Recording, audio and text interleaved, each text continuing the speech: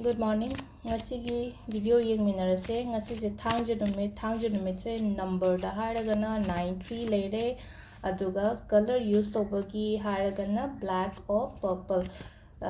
dark blue su yai ko adi black purple to much blue jare dark blue katang dark ocean ba color se shin abi be yai thangje numit se ko aduga amana kaino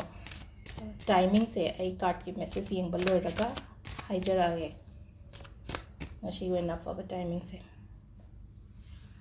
So they give them 3 choose to be a seco, 3 out of the dagi, 1, 2, 3 to the ama can be a seco, ishagoina.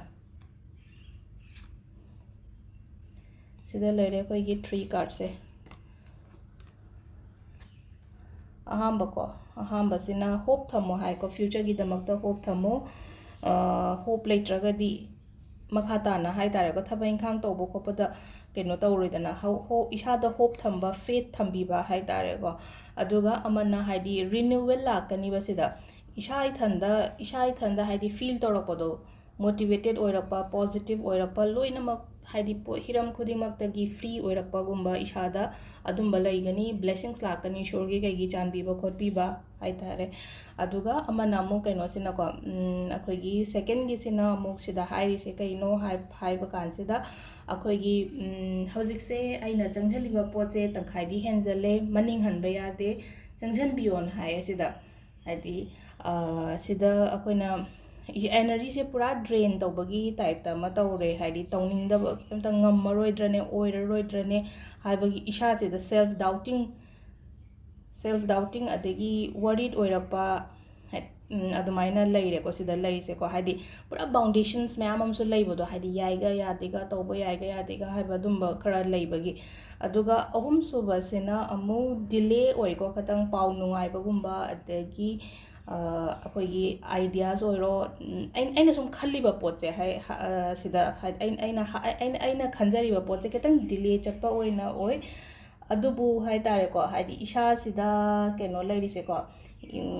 tawning badi yam phaweba adubu potse kamai tawge hai kan sida khara tapna lakpa oina oire sida aduga koigi timing se pe dai haijarage ko ayuki pung 3 minute 35 tagina 9 minute 5 phawung lere tagi 13 minute 3 dagina